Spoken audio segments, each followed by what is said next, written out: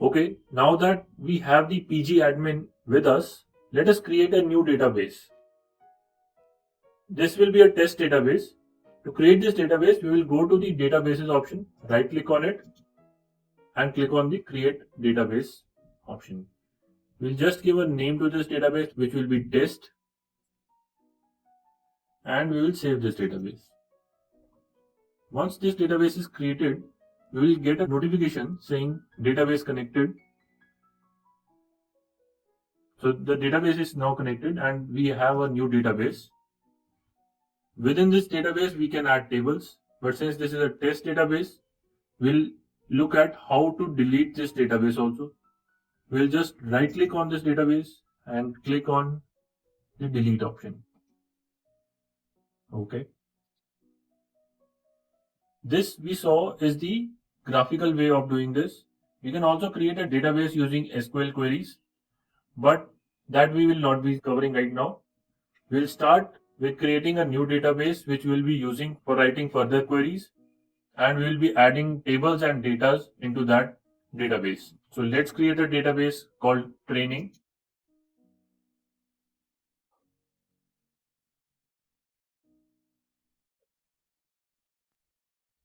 The second line is the owner. This is the user which is creating this database. There are other users also to whom you can give special rights to access their database. We'll be learning about creating different users and assigning them rights in the later part of this course. For now, the owner is the sole user that we have for this database, which is Postgres. Save it.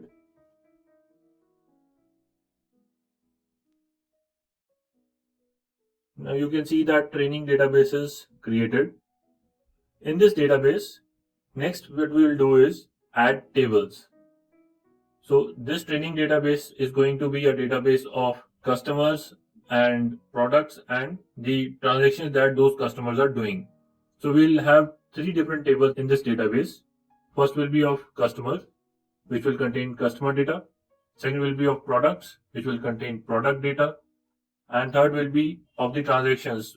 So for example, customer A is buying product B. So the third table will have information like customer A bought this much quantity of product B for this much amount.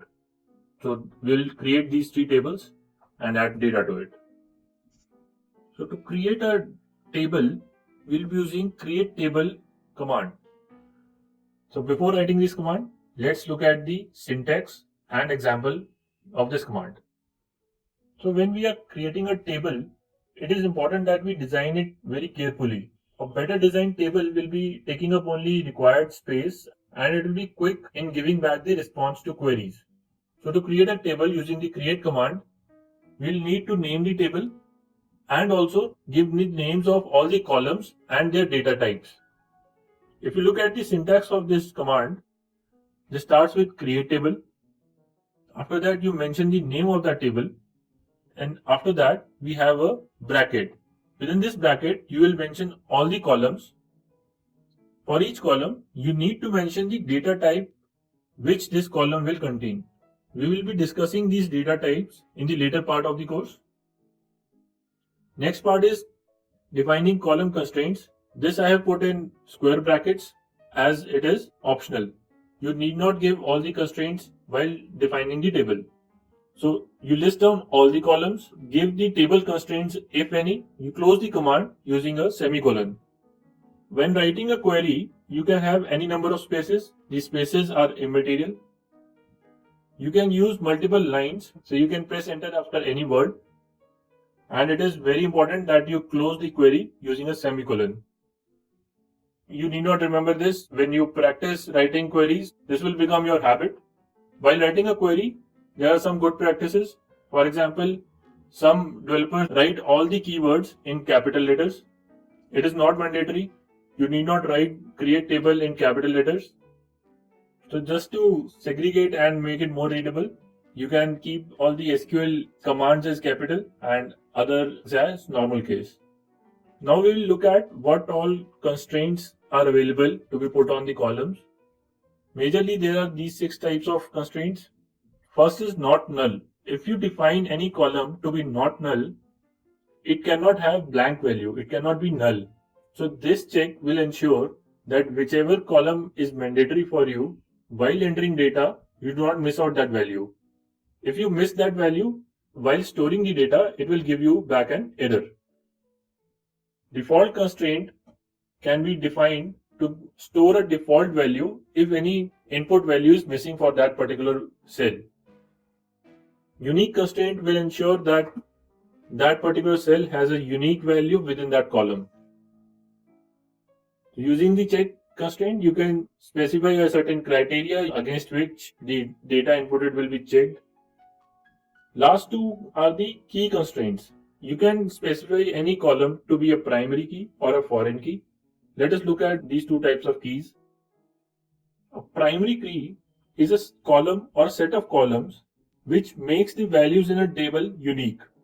Primary key therefore ensures that there are no duplicate records in the database. If there are more than two columns used as a primary key, it is called a composite key. Foreign key is usually a column that references another column of another table. Let us look at this from an example. So suppose we have one table which is a customer table and it is storing customer ID, customer's first name and customer's last name.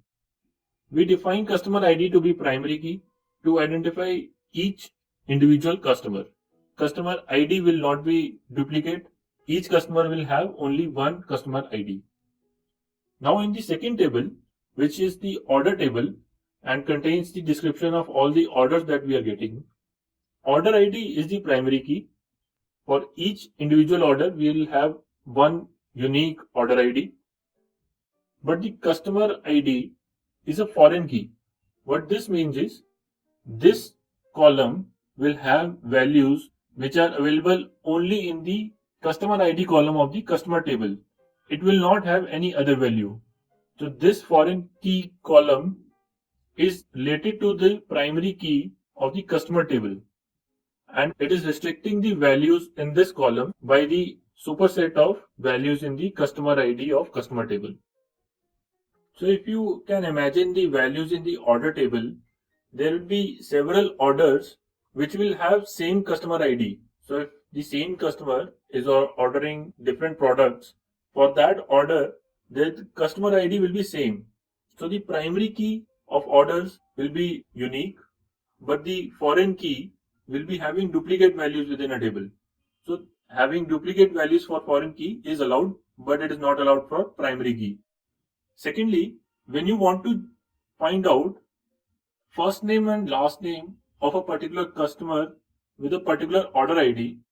So for example, if I want to find out the customer who ordered with the order ID 1, I'll see the customer ID of the customer in the orders table, and then I'll find out what is the first name and last name of that customer with that particular customer ID in the customer table. So this is the concept of keys. It is very important to specify which will be your primary key and which will be your foreign key. With this information, let us now create the first table, the customer table in our database. To create a table, we'll start writing the SQL query. If you remember how we got this screen, we right-clicked on the database and selected the query tool. So right-click on the training database and select the query tool. So this is where we'll write the query. We'll start writing create table. Create table is the command. After this, we will specify the table name, which is customer table.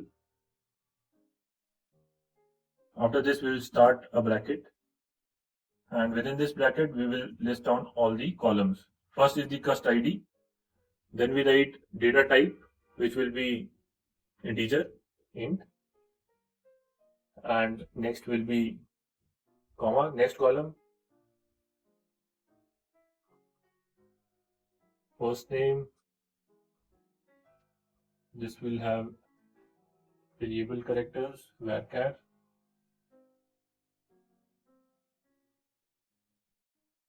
Last name as again variable characters. Then we'll have age,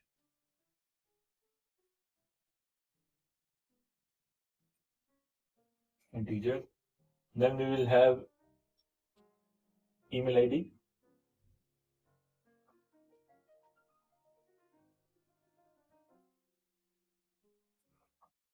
and this variable characters.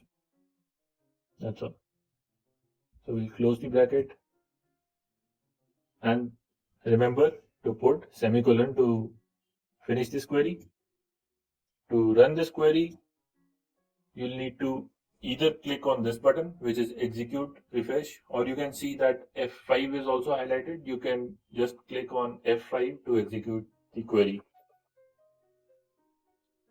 Here you can see that query returned successfully in 172 seconds. So your query has run. To see the table, open the database, go to schemas, within public. Inside these tables, you will be able to see a table, but if it is not refreshed, click on refresh first. There will be one table created, which is the customer table. If you want to look at the columns also, if you open the customer table, if you click on this plus sign, there's the columns option, customer ID, first name, last name, age, email ID. These are the 5 columns that we created.